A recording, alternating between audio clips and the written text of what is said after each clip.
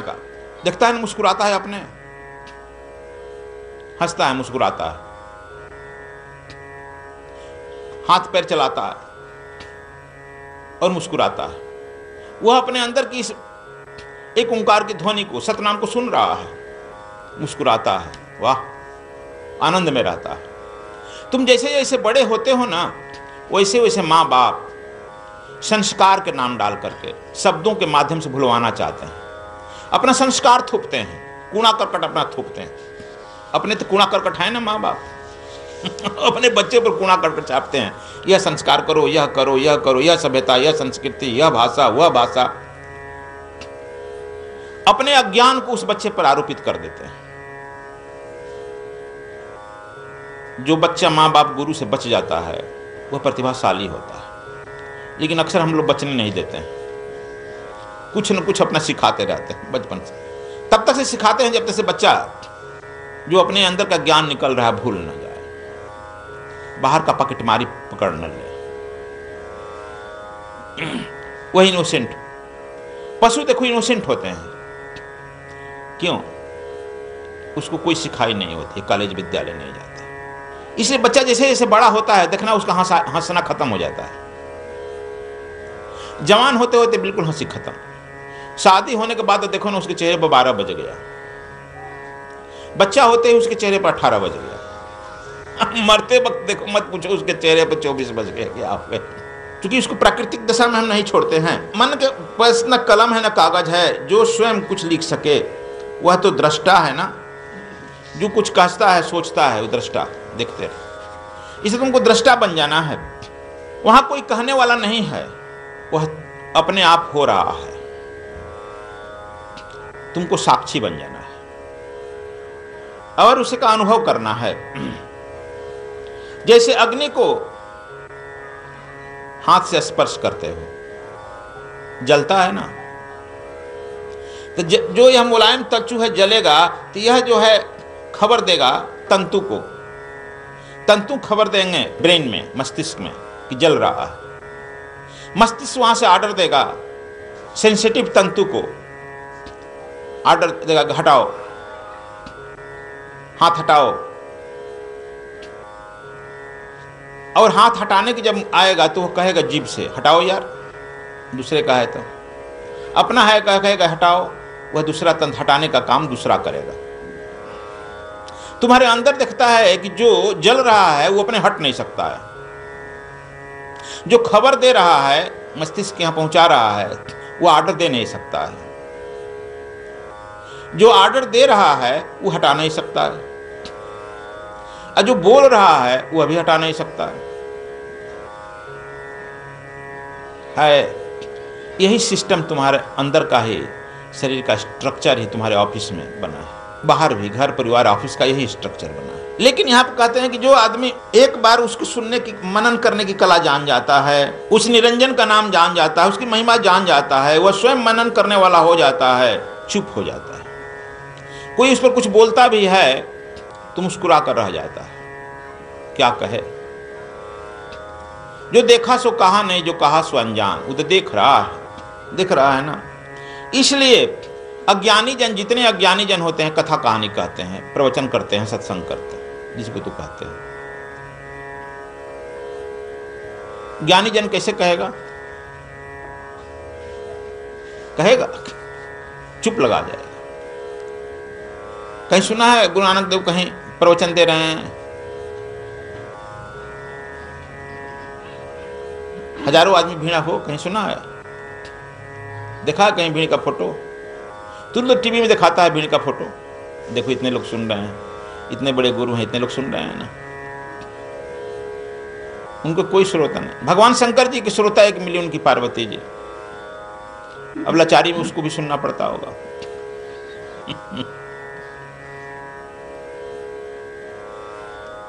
नानक देव बला मर्दाना को सुनाए, भी नहीं सुना तब अंगद देव को सुनाए।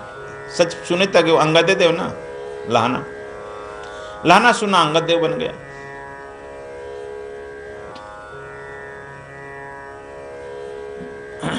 कोई सुने ठीक से, सुनता तो कोई है ना बचा।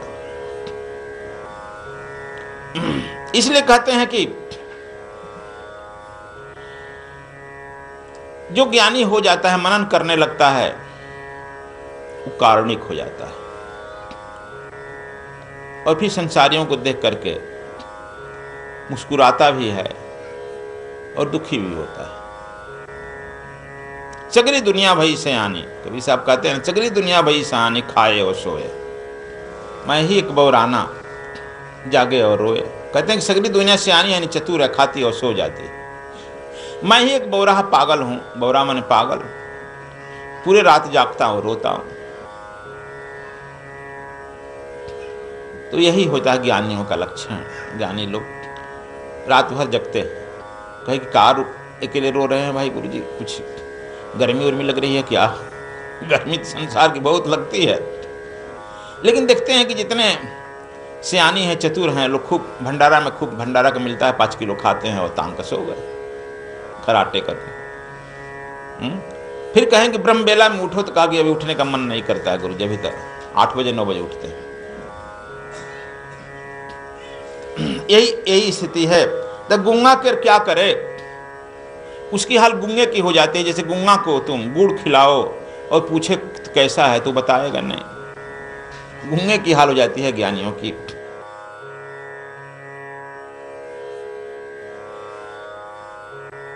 पौड़ी 13वीं। मन्ने सुरत होवे मन बुध, मन्ने सगल पवन की सुध, मन्ने मुंह चोटा ना खाए, मन्ने जम के साथ न जाए, ऐसा नाम निरंजन होए, जेको मन जाने मन कोय।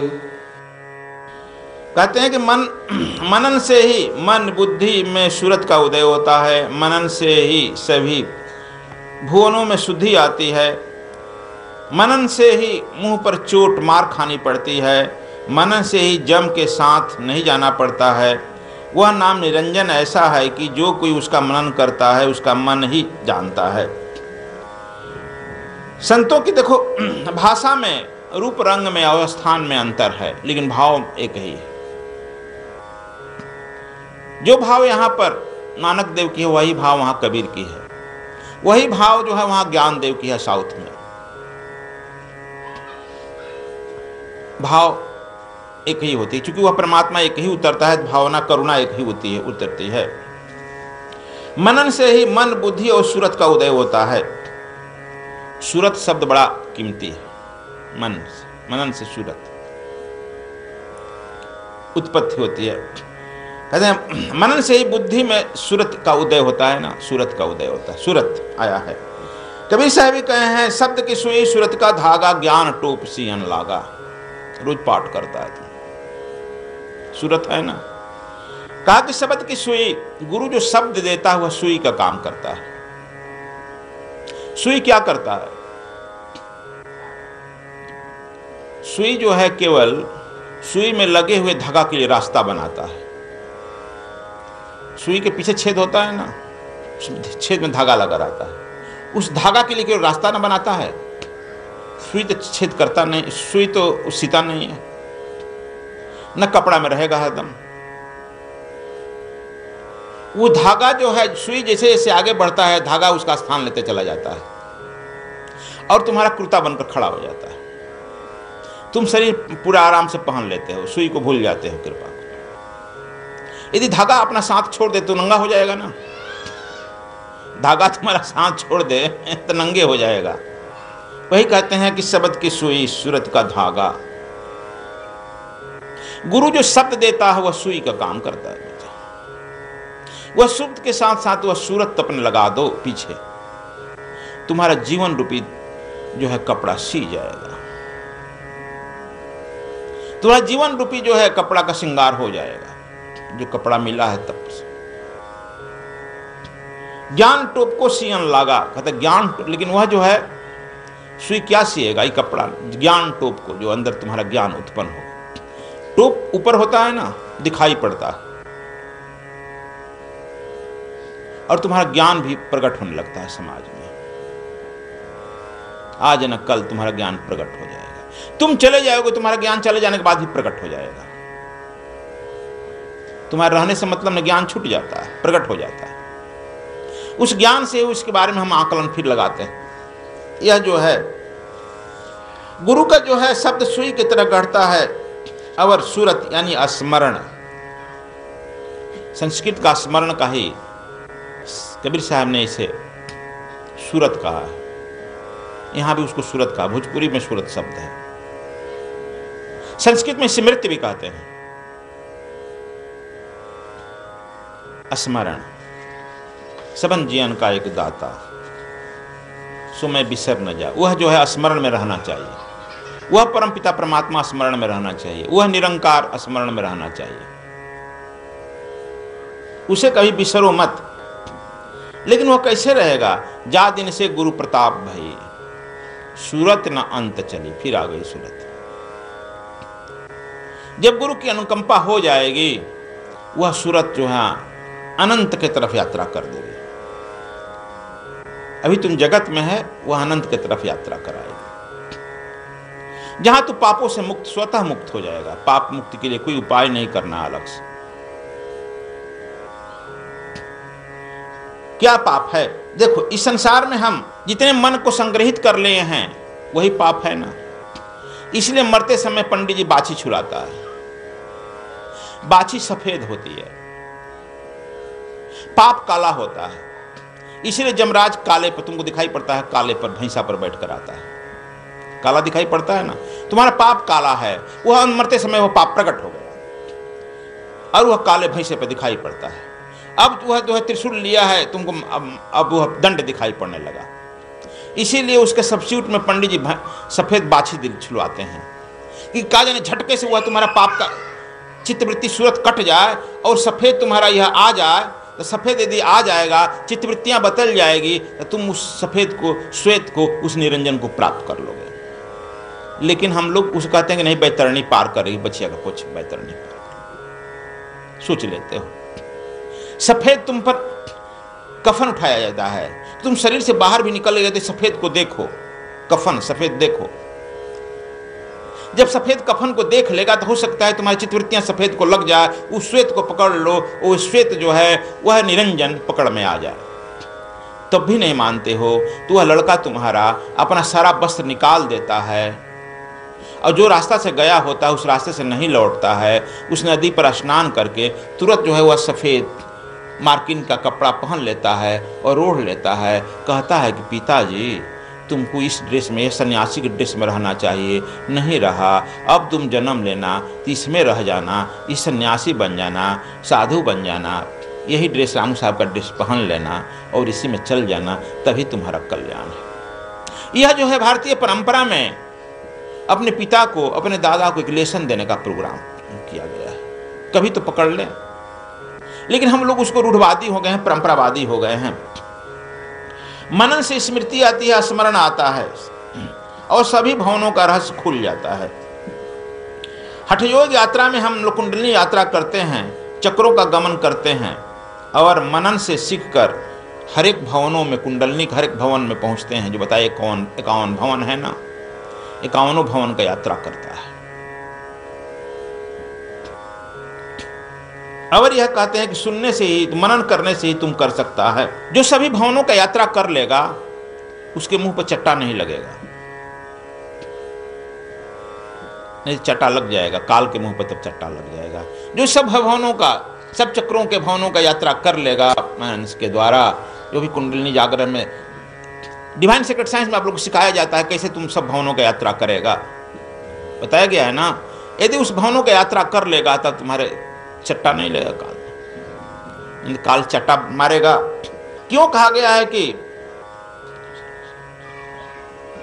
कमल पर बनाया गया, सब कमल दल बनाया गया ना, इतने कमल दल, इतने कमल दल। कमल यह प्रतीक है, यह भी कमल पानी में रहते हुए भी पानी नहीं टिकता है। कमल पानी में है, ऊपर से भी पानी बरसता है, लेकिन तुम पर भी पानी नहीं टिकता है ना। तुम संसार में रहते हुए भी, संसारी काम करते हुए भी मलिन मत हो, वासना तुम पर मत टिके। यह सब प्रतीकात्मक है अपने में उतारने के लिए। कहते हैं मनन से जम के साथ नहीं जाना पड़ता है, इन चक्रों को पार करते ही ओंकार में स्थित हो जाता है और सत नाम को उपलब्ध हो जाता है। सूत लेकिन सतनाम को बिना सूरत का अवलंबन किए नहीं उपलब्ध होगा ना।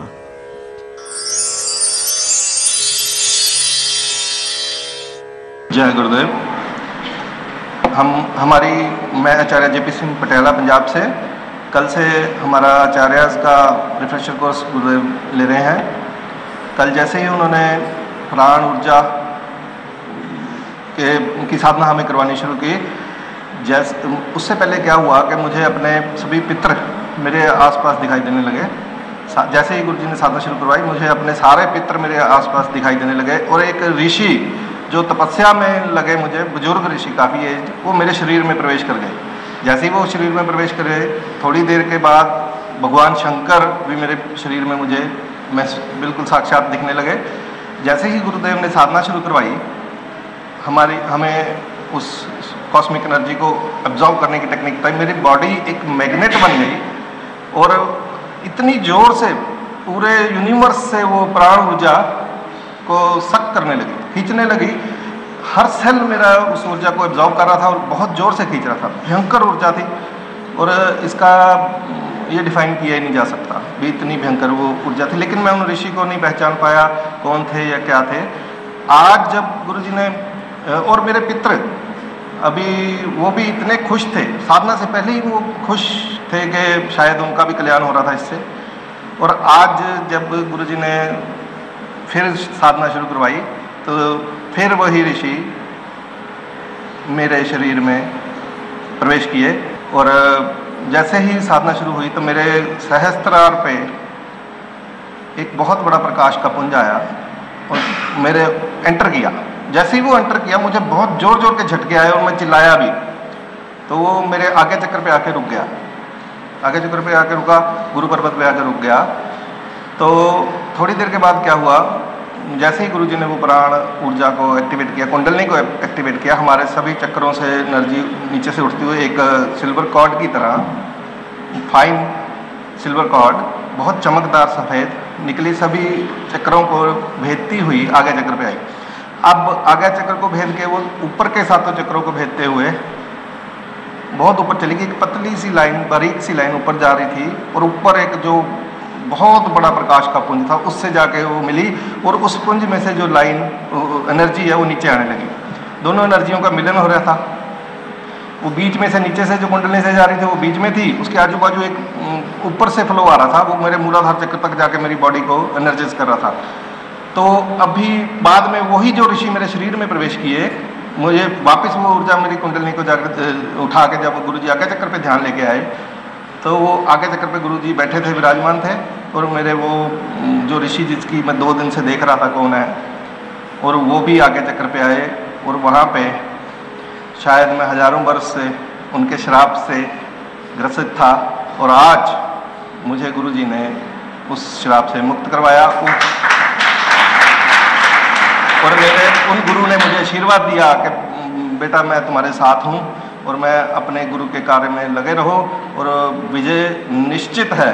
सो ये मेरा आज का एक्सपीरियंस है और मैं गुरुजी को कोटि कोटि नमन करता हूँ। और 2 लाइनें जरूर बोलूँगा। देह शिवा वर मोह है शुभ कर्म न ते कब हूँ न टरो और सिंह जब जाए लरो निश्चय कर अपनी जीत करो। जय गुरुदेव।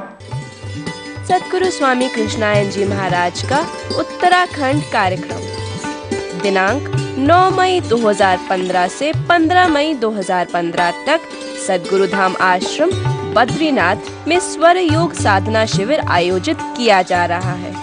निबंधन एवं जानकारी हेतु संपर्क करें आचार्य पूनम अग्रवाल 099 68 430203।